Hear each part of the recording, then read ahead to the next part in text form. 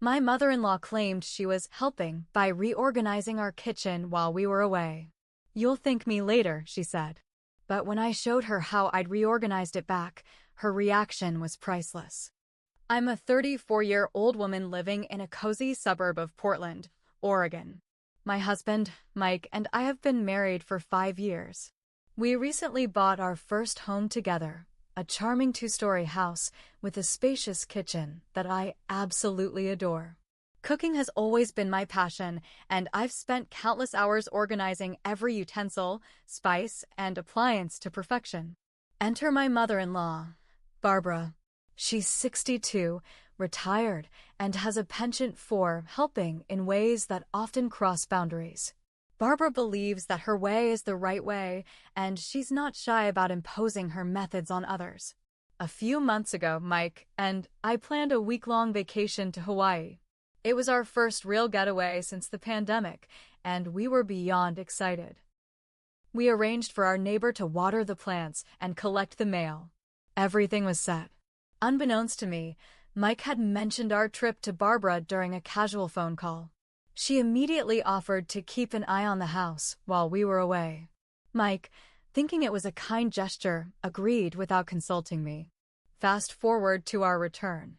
As we pulled into the driveway, I noticed that the curtains were drawn differently. Odd, but I brushed it off.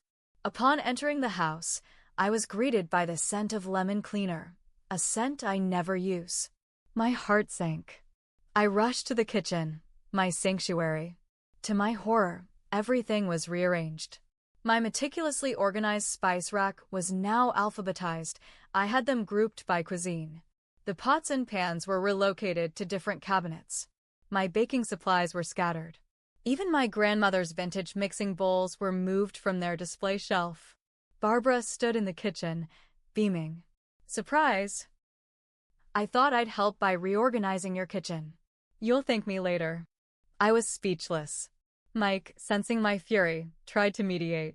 "Mom, maybe you should have asked before making changes." Barbara waved him off. "Nonsense. I know what's best. This setup is much more efficient." I spent the next few days trying to adjust, but I couldn't find anything. Cooking became a chore. I felt like a stranger in my own home. That's when I devised a plan.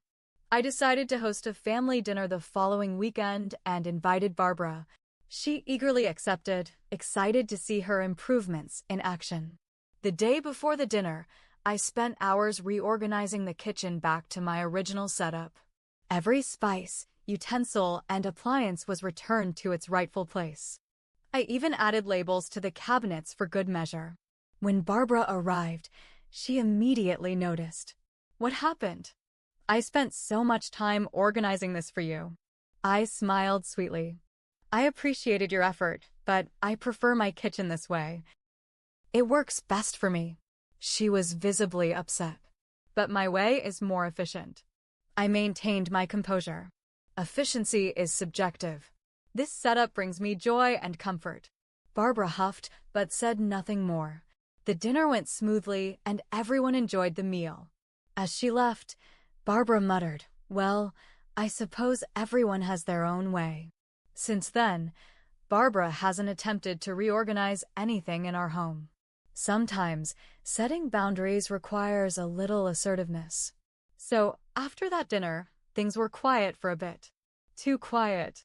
Barbara didn't say much after I put the kitchen back the way it was. She didn't offer her help anymore. No passive-aggressive remarks about my cooking setup. No comments about how she'd do things differently. I thought maybe she'd finally taken the hint. I was wrong. A few weeks later, Mike and I were invited to his cousin's wedding down in San Diego. It was going to be a weekend trip, just Friday to Sunday. We almost didn't go because I didn't want to leave the house unattended, but Mike swore up and down that he hadn't told his mom about the trip and that she was too busy with her new quilting club to care. Saturday afternoon, my phone started blowing up. First, a notification from our Ring doorbell. Then one from our interior security cam in the kitchen. And then, to top it all off, a missed call from Barbara. I opened the camera app and saw her inside our house. In the kitchen. Wearing gloves. with cleaning supplies. Again. I was livid. She had used the emergency key we kept under the backyard garden frog. Dumb, I know, Mike's idea. She had come in without asking. Again. And was going through my kitchen drawers. Again. But it didn't stop there. This time, she had trash bags. And she was throwing things away. She tossed my hand-labeled spice jars in a big black garbage bag like they were expired milk. She tossed the silicone baking mats I use every week. I saw her hold up my pasta roller, a gift from my late aunt, and just shrug and bag it. I called her right away. No answer. I texted Mike, who was still at the hotel pool. He didn't answer either. My hands were shaking. By the time we got back home Sunday night, the kitchen looked completely different again. But not reorganized. Empty. She had decluttered, as she called it when I confronted her Monday morning. You had too much junk, she said, sipping coffee at her kitchen table like she hadn't just committed a full-blown home invasion. I asked her what she did with everything. Donated it, she said. To Goodwill. It was for the best. Less is more. I couldn't breathe. I wanted to scream. I wanted to cry. But I didn't. I just walked out. That night, I told Mike this was it. She crossed a line. This wasn't help. This was control. This was her trying to make our home her second kitchen. I told him I didn't want her in our house again without us there. Ever. Mike was quiet. Then he said something that made my blood run cold. She thought she was doing us a favor. I asked him if he thought that too. He didn't answer. So now I was angry at both of them. Barbara for crossing every boundary in the book, and Mike for making excuses for it. And then things got worse. A week later, I got a call from my boss. Someone had dropped off homemade cookies at my office reception desk. With a little note. The note read, "Hope this helps you relax a little. Less stuff, more peace. Love, B." I was done. This wasn't just about the kitchen anymore. This was a game to her. A power game. And I wasn't going to play nice anymore. You want to play this game, Barbara? Fine. Let's play. So yeah, after the cookie stunt, I realized Barbara wasn't just being nosy anymore. She was making this personal. She was trying to wear me down, little by little. But the thing is, I don't wear down easy. I didn't respond to the cookies. I didn't call her. I didn't even mention it to Mike right away. Instead, I started keeping notes. Dates, times, what she did, how she got in. I printed screenshots from the security cams, copies of her texts, even the donation receipt I found in our trash from the Goodwill she'd used. I was building a file. I didn't know what I was going to do with it yet, but I knew I'd need it. About 3 weeks went by, and everything seemed quiet again. Then I got a text from our neighbor, Janet, while I was at work. "Hey, just saw your ML going into your house again. Everything okay?" That was it. I drove straight home. I didn't even call Mike. I got there just in time to see her coming out the front door with a box. A box labeled pantry, donate. I parked in the driveway and got out. She froze when she saw me. "Barbara, what are you doing?" She had the nerve to smile. "Just helping out. You've got expired stuff in there." I walked right past her, into the house, straight to the pantry. She'd pulled almost everything off the shelves. Half the canned goods were in bags. Boxes of pasta, snacks, baking ingredients. It looked like a supermarket raid. I didn't even speak. I took out my phone, walked back outside, and started taking pictures of the open trunk of her car, the boxes labeled with our names, the bags full of our pantry items. She started getting nervous. "You don't need to make a big deal," I cut her off. "This is the last time, Barbara. You're not allowed in our house without us. I'm changing the locks today." She laughed. "You're overreacting." Mike said it was fine. My stomach turned. Mike said what? She waved a hand. "He gave me a key last week. Said you'd calm down and I could help again." I didn't even finish the conversation. I got in my car, drove to the hardware store, and changed every lock on every door before Mike even got home. That night was not fun. When Mike walked in and saw me holding a key ring, he looked confused. I asked him directly, "Did you give your mom another key?" He hesitated. She said she wanted to help again. I didn't think it'd be a big deal. I swear, I almost left the house then and there. We argued for hours. Real yelling. Not like us. I felt like I didn't even recognize him. At some point, he threw up his hands. "She's just trying to be part of our lives. Why do you hate her so much?" I didn't answer right away. I went to my file, pulled it out, and laid it all on the table. Because this is what she does. This isn't love. This is manipulation. Control. She doesn't want to help. She wants to replace me in this house. He went quiet. Really quiet.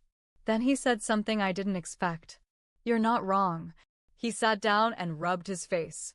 I guess I didn't want to believe it, but she's always been like this. She used to throw away my stuff when I was a kid.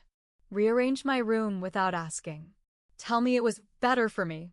I guess I got used to it. And then he told me something else. Apparently, when we were in Hawaii, Barbara hadn't just stopped by once. She'd stayed in our house, slept in our bed, used our bathroom, cooked her own meals. She told Mike she was just house-sitting, and he had gone along with it because he didn't want to upset her. I honestly felt like I'd been punched. This wasn't just kitchen meddling. This was full-on intrusion. So that's when I decided, if she wanted to help so bad, I'd give her a reason to never want to come back again. So yeah, I was done playing defense. You want to turn my kitchen into your playground? Fine. But now I'm writing the rules. First thing I did? I made sure there were no spare keys left anywhere. No rock frog, no extras in the garage, nothing. Then I installed a new security system, one of those that alerts you in real time and takes screenshots every time someone opens a door or window. Password protected.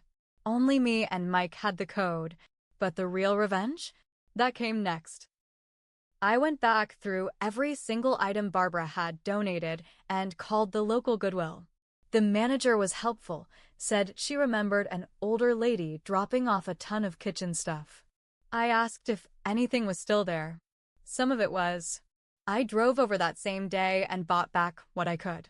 The pasta roller was gone. So were my spice jars and half my bakeware. But I wasn't done.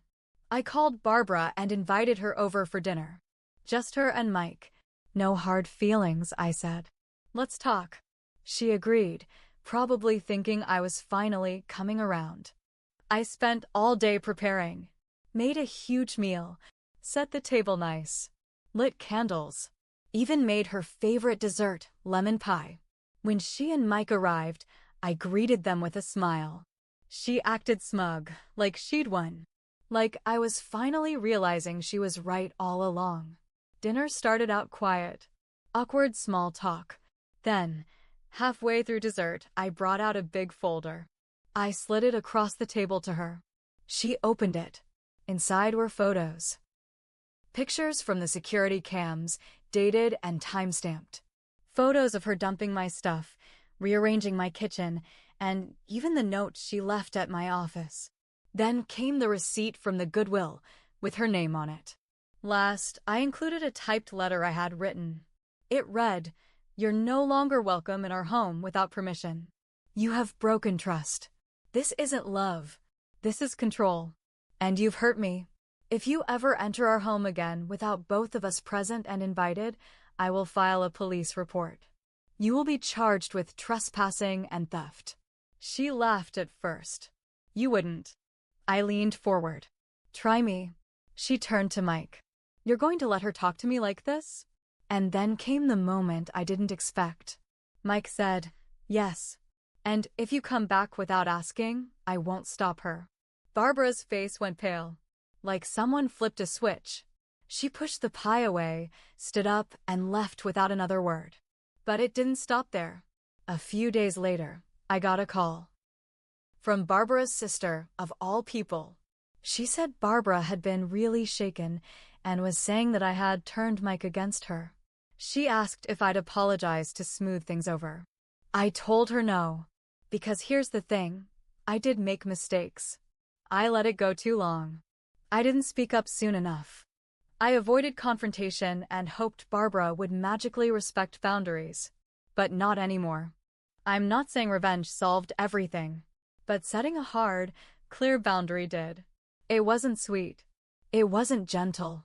But it was necessary. Barbara hasn't spoken to us in over 3 months now. Mike's been going to therapy. Turns out this wasn't the first time she'd messed with his life like this. And me? Well, I finally feel like my home is mine again.